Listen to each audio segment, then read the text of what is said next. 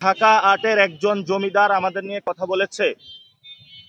আমরা আজকে এই জোহরের নামাজ আদায় করে হাদি ভাই যেখানে গুলিবিদ্ধ হয়েছেন এখান থেকেই আমরা নতুন একটি আজাদি বা মুক্তির সংগ্রাম শুরু করতে যাচ্ছি।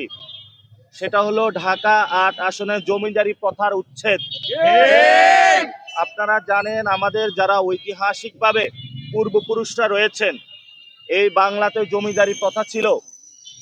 যারা সন্ধ্যাবেলায় বেত্রাঘাত করে কৃষকদেরকে নিজেদের জমিদারি টিকিয়ে রাখার জন্য অনেক অত্যাচার করেছিলেন। এমনই এক জমিদারের বিরুদ্ধে শাহজালাল রহমতুল্লাহ আলাই উনি লড়াই করেছিলেন। অনেক পীর আউলিয়া এই জমিনে তাদের বিরুদ্ধে লড়াই করেছেন।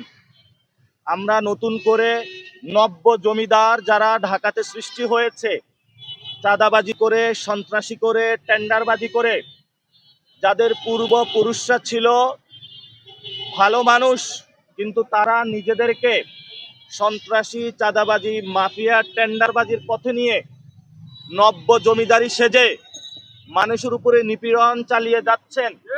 আমরা আজকে হাদি ভাই গুলিবিদ্ধ যেখানে হয়েছেন ওনার স্পিরিটকে ধারণ করে জমিদারি প্রথার বিরুদ্ধে উচ্ছেদ অভিযানে নতুন করে ইনশাআল্লাহ আবার শুরু করলাম।